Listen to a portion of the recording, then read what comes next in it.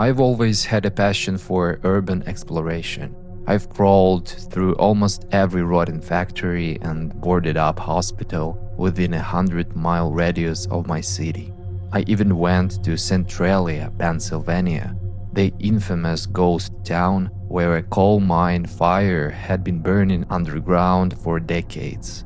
I stood with the smoking earth behind me, and it was the greatest feeling of my life. I loved the adrenaline, but true primal terror didn't catch up with me in a famous ghost town. It found me right where my obsession began, in the deep woods near my grandmother's house. Every summer, my parents would send me to the grandmother's place in rural Appalachia. That's where I befriended a local kid named Dennis. He was the one who got me hooked on exploring. We used to crawl through old Cold War fallout shelters and abandoned mine shafts. About a month ago, Dennis texted me. He found something special, an untouched 1970s religious summer camp hidden deep in the valley, completely forgotten by civilization. I took a few days off work, packed my gear, and drove out to meet him. When we forced our way through the overgrown gates of the complex, I realized Dennis wasn't exaggerating. It was a time capsule. A massive gymnasium consumed by black mold, classrooms with rotting chalkboards, yellowed motivational posters still clinging to the walls, and workbooks scattered across the floor. Frost covered the shattered windows, and the air was thick with the smell of decay and asbestos. I took a ton of amazing photos that day. I was thrilled. The best part of urbex is forcing open doors that have been locked for decades. On the second day, we found the basement of the main building. We used bolt cutters to snap a rusted padlock. Down there, we found old medical supply crates full of expired morphine and strange 1970s pharmaceuticals. I stuffed a whole bag full of souvenirs. Before leaving, we decided to check the indoor pool wing. The pool was drained, lined with cracked white tiles. Above the deep end hung an old faded banner. "Yours is the future." I wanted to take a cool selfie with it. When I pushed open the peeling blue door leading to the pool, my breath hitched. Hanging right over the empty concrete pit was the corpse of a young woman. She was suspended against the backdrop of that faded banner. At first, I was startled, but I didn't panic. In places like this, you occasionally stumble across victims of crime or drifters, but as we got closer, things got very weird. Around her neck was a heavy metal collar. Attached to it was a thick, rusted chain. The chain was straight up, hooked onto a steel beam on the ceiling, 4 stories high, right where a massive spotlight used to hang. This wasn't here yesterday when we scouted the outside of the building. I just couldn't fathom how it was physically possible. How could anyone without a massive extension ladder climb 4 stories up and secure a heavy black chain over a drop like that? But in that moment, logic turned off. My inner photographer took over. The girl looked young, with long pitch black hair. I pulled out my camera, intending to take a picture that would freeze the blood in your veins. I raised the lens, and in that exact moment, the chain snapped. The corpse plummeted to the bottom of the pool. The sound was sickening. A wet slap followed by a loud crunch of breaking bones that echoed off the tiled walls. You have no idea how terrifying it was. Dennis, who had been timidly standing off to the side, suddenly dropped to his knees at the edge of the pool and started crying. He was sobbing loudly, his face buried in his hands. And me, I don't know what came over me. Something pulled me downward. I climbed down the ladder into the empty pool and walked toward her. Her broken body lay on the filthy, shattered tile. Her face was surprisingly beautiful, untouched by decay. I stared at her for a few seconds, and suddenly, my heart stopped. Her toe twitched. I jumped back. Seeing this, Dennis up above started sobbing even harder, almost hysterically. I sprinted toward the blue door we had come through and started yanking the handle. It wouldn't open. It was jammed shut. I turned around and froze. The corpse was standing up, her bones crunched, her joints bending at unnatural, contoured angles as she slowly pushed herself to her feet. She turned and walked to the edge of the deep end, looking up at Dennis. He stopped crying. He was kneeling, staring right back at her. "Dennis! Dennis!" I screamed at the top of my lungs. "Get away from her!" But he didn't even turn around. They just stood face to face, separated only by the drop of the pool. The absurdity of the situation was driving me insane. This is a prank, I thought. It is some sick joke to scare me. I exhaled in relief. You guys are crazy, you idiots. I almost died on a heart attack. Dennis didn't answer. He reached out and slowly, gently tucked a stray strand of hair behind the corpse's ear. "She is unique," he said. His voice was completely hollow, hypnotized. In that moment, I knew this wasn't a prank. I had to run. I dashed toward a broken window on the second level of the gym. I threw my bag of mats through it and tried to jump up to grab the seal. I couldn't reach it. I was shaking so violently with fear, I thought my heart would give out. And then I heard the wet slaps of bare feet on the tiles. They were getting closer to me. I turned around. The corpse was walking straight toward me. And now I saw that it wasn't even human. Her face was no longer pretty. It was twisted into a monstrous, grotesque grimace. Her jaw hung slack, and her dead, glassy eyes stared right through me. She tilted her head to the side at an impossible angle, as if studying me with curiosity. And then Dennis spoke again, in that same dead voice. "She wants to be friends. She's nice." The pure panic gave me strength. I spotted some old wall bars bolted to the concrete. I scrambled up them and lunged for the window. My hands gripped the wooden frame. A jagged piece of glass sliced deep into my right palm. Warm blood sprayed across the wall. I didn't feel the pain. I hauled myself over the sill and plummeted to the ground outside, smashing my chin against the concrete. I grabbed my bag and bolted to my mountain bike, pedaling frantically until my lungs were on fire. My grandmother was in shock when I burst through the door, covered in blood, my face smashed, sobbing hysterically. As soon as I could breathe, I begged her to call the state police to the camp anonymously. I didn't even pack my things. I just grabbed my bag and paid the guy I knew $100 to drive me to the Greyhound station. I got on a bus, crossed state lines, and now I'm hiding at home. My hand is wrapped in bandages and I can't sleep. I keep refreshing the local news on my phone. I wonder if the police found Dennis by that empty pool, and if they did, is he still alive?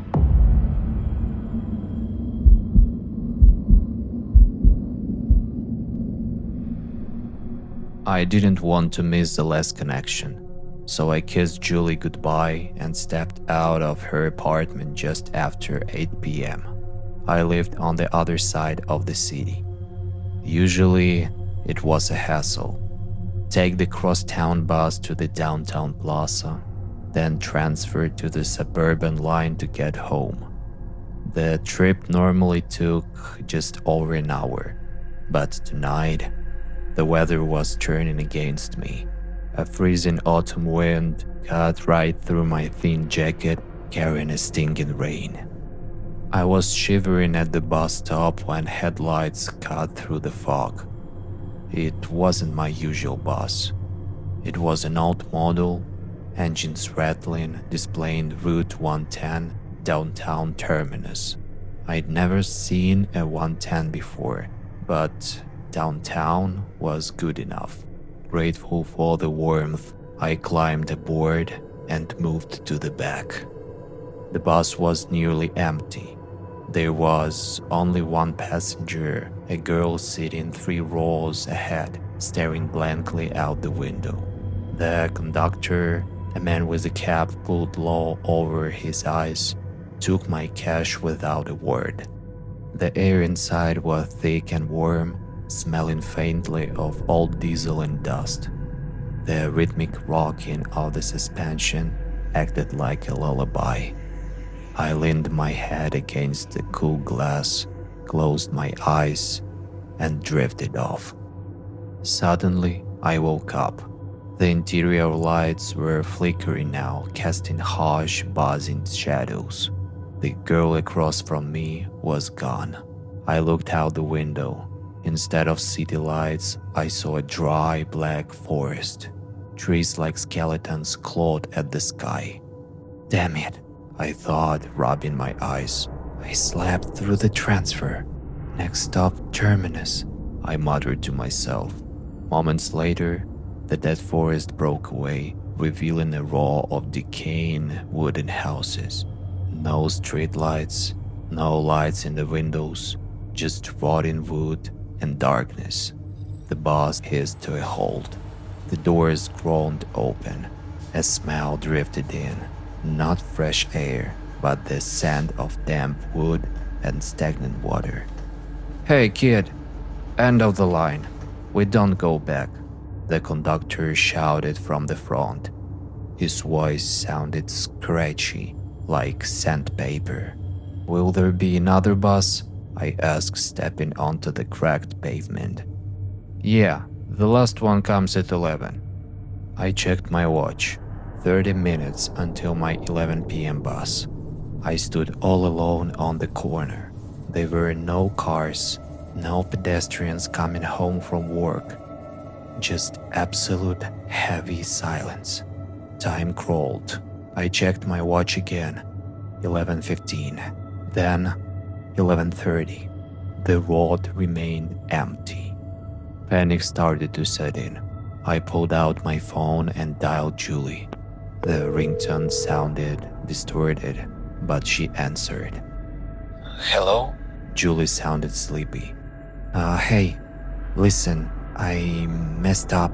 I took the wrong bus. The 110? I'm at some weird terminal stop and the driver said they aren't coming back. The 110? Miles, I've lived here my whole life. There is no Route 110. My stomach dropped. Well, I'm here now. Look, I have no cash for a cab. Can you call an Uber for me? Please.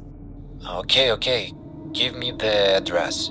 I walked up to the boarded up grocery store. The sign was faded, almost illegible. Okay, write this down. I'm at the corner of Blackwood Lane, number 32. Got it. Wait there. I'll call you when the car is close. I hung up. The wind was getting colder. I decided to wait inside the nearest apartment building doorway to get out of the rain. It was pitch black inside. I turned on my phone's flashlight. Instantly, a smell hit me.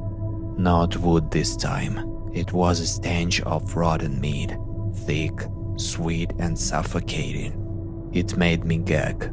I shined the light at the base of the stairs. There was a pile of something. It looked like a large animal that had been turned inside out.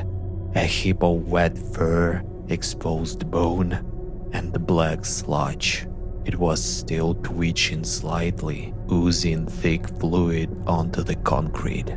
The silence was broken by a sound from upstairs. Splash, crunch, slow wet chewing. Something creaked on the landing above. Footsteps. Whatever it was coming down. A small silhouette appeared on the stairs. It stopped. I aimed the light. It looked like a child, but its limbs were too long, its skin pale and loose. Its mouth were smeared with dark crimson. In its hands, it held a chunk of raw gray meat. As I watched frozen in horror, the thing took a bite. The sound of tearing gristle echoed in the stairwell. I screamed. I spun around and sprinted out the door. I ran about 100 yards before stopping to gasp for air. I looked back. The thing was chasing me. It was galloping on all fours, like a spider, moving with terrifying speed while making those disgusting chewing noises. I threw myself into the next open doorway and slammed the heavy metal door shut. I pressed my back against it. Seconds later, the handle began to jiggle violently. I stood there for minutes, shaking, listening to the creature scratch at the wooden outside. Finally, it stopped. Cautiously, I opened the door just an inch. The street was empty, but there, at the bus stop, stood the 110. Its engine was idling. Salvation, I thought. I ran. I didn't look back. I leaped up the stairs into the bus. "Go, just go!" I yelled at the driver. But the driver didn't move. The doors didn't close. The bus just stood there, humming in the darkness, waiting. Miles was never found. Not a week later, not a year later. Police searched the route, but Blackwood Lane didn't exist on any map in this city. Julie eventually stopped waiting. She got married, moved to Boston, and started a new life. She tried to forget, but last night, her phone rang. It was an unknown number. "Hello?" Julie said. Hey, Her voice was crackly, filled with static, but she knew it. It was a voice she hadn't heard in 10 years. listen, I messed up. I took the wrong bus. The 110? I'm at some weird terminal stop and the driver said they aren't coming back. Julie dropped the phone. Her hands trembled violently, but she could still hear his voice, tiny and distant, coming from the floor. Can you call a taxi for me, please? It's cold out here.